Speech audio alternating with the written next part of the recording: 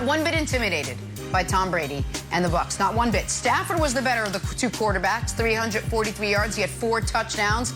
That was enough for a win. That was enough to get L.A. out to a 3-0 start. For Tampa, first taste of adversity in a long time. They had won 10 in a row. Here was Tom Brady on what went wrong. Just not a great complimentary game by us. Got to learn from it, you know. There was some things to see, and, you know, the silent count and working on some different facets of our offense. But, you know, we just, anytime you come up short, you know, it's not a great feeling. I feel grateful to step in the huddle with the guys that I have, both the guys up front that are playing at the level that they're playing at right now, and the guys, you know, around me in the skill position. So I'm enjoying every minute of it, trying to make the most of it, and seeing where it'll take us. All right, Mike, how do you think Matt Stafford and the Rams were able to dominate that Bucs defense? You got to start by saying this. Cooper Kupp is one of the best receivers in the game. I was talking to my good friend Peter Springer, and he actually convinced me of this. And yesterday I watched it closely. The things that Cooper Kupp can do to a defense, to manipulate a defense, allows everybody else to get open. Let me just start with that. Made Matthew Stafford's job very easy. You have a great offensive mind in Sean McVay, who finds ways to get guys involved. They didn't run the ball effectively yesterday, but Matthew Stafford was able to stand back there and pretty much find any receiver that he wanted. He had enough time, and he was very comfortable out there. And then for the Tampa Bay Buccaneers, in Tom Brady's press conference, he said, you know, they're working on silent count, working on some things that they didn't have a chance to do last year in terms of not having a crowd, playing on the road. You know, those things are real, but you know, you can't ask Tom to throw the ball all day. They had no run game. That he had no help.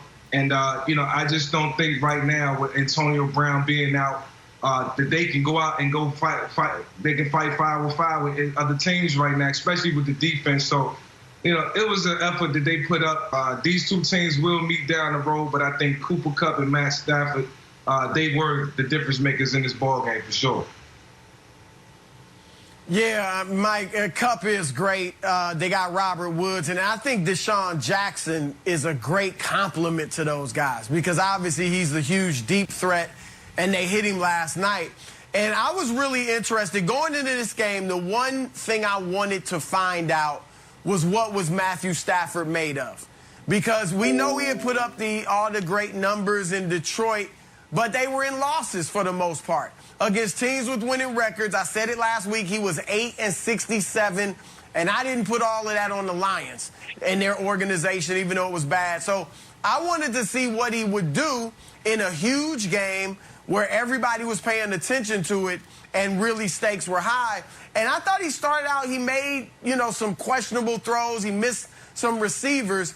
But once he got going, man, he was great. And you can tell, like, that team loves him. Sean McVay, always been an energetic guy, but he seems even more revitalized on the sidelines and stuff. With Stafford, he can call some things with Stafford that he couldn't call with Jared Goff, at least in his mind. The deep ball, you know, Stafford is better at throwing that.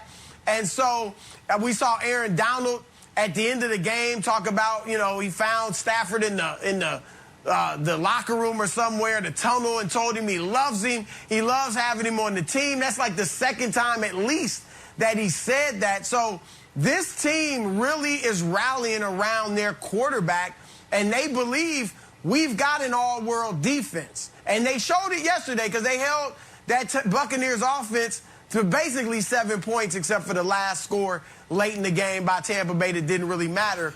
And now they feel like they've got the world-class quarterback and offense, Nick, to go with it.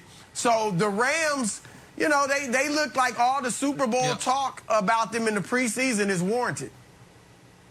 Listen, if the Rams stay healthy, and health is important for everyone, but it's particularly important for them because they have such a top-heavy roster, and the moment isn't too big for Stafford, they're the best team in the NFC.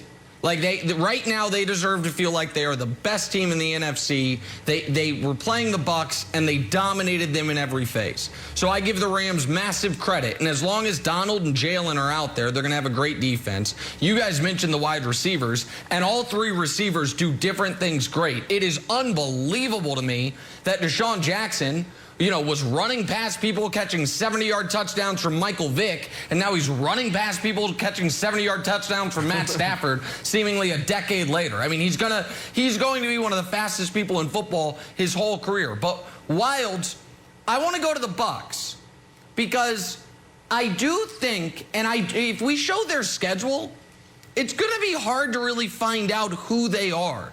Because the way the schedule fell this year, even though they're the Super Bowl champions, look at who they play. And it's like, wait, they don't play another team that we expect to be really good until, wait, is that week 14 against Buffalo? The best quarterbacks they play are Josh Allen, Matt Ryan, and I guess Jalen Hurts. So this was like an important, measuring stick game, and they obviously came up short. But when you look at, okay, the Bucs offense is amazing. Well, against Dallas and Atlanta, two defenses we think are going to be two of the worst in football. The Bucs defense should be good. Well, thus far this year, it's been objectively bad. Now, I don't know that we're going to see many more instances of it because of who they play. But I do, they got beat up at the line of scrimmage. They couldn't move the football at all on the ground. There was a lot of, minimal gains through the air from Brady, even though he ended up with 420 yards. They couldn't protect him. And defensively, they had no answers for the Rams. So even at 2-1, I do think there were enough things in this game that make you question right now, this moment, how good are the Bucs because of who they've played and how the defense, Wildes, has struggled, I would argue, in every game they've played.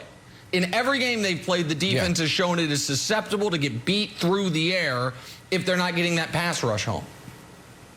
Yeah, I mean, Mike, to Nick's point, do you think that they just ran into three quarterbacks who can really move the ball in Stafford, Dak, and Matt Ryan, and now they're going up against Mac Jones, who cannot move the ball? Or do you think that the Bucs defense really has problems? Because all offseason we heard, they're bringing back all 22 guys. They're bringing back all 22 guys. And then all of a sudden it's like, maybe we need Richard Sherman back here. We're not built like we want to be, and we don't have the depth. So do you think that the defense is actually that bad, or they just ran up against three good quarterbacks? I don't think the defense is that bad. They did have a couple guys get hurt. Yesterday, a couple guys in and out of the lineup, so I think that affected them. But to your point, Wiles, you think week one, Dallas, Mike McCarthy, he is an offensive guru, in some regards. And, week two, they play against Atlanta. Matt Ryan still has a lot left in the tank. Arthur Smith, he had a lot of success in Tennessee. And then yesterday, you're going up against Sean McVay and Matthew Stafford, who together, can put a game plan together to beat you, and they're going to be dangerous moving forward. So I think it's a combination of both. The defense having some guys out. I think they do have the scheme, but playing against some great offensive minds, and that was very challenging to them. So they should learn a lot from the last 3 weeks, and they should get better moving forward. Like Nick said, the schedule is in their favor.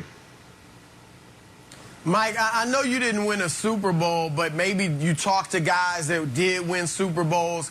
How real is the Super Bowl hangover? Because I don't think, obviously, Tom Brady doesn't have it, but that doesn't mean some of his teammates don't have it. How real is that from guys you've talked to?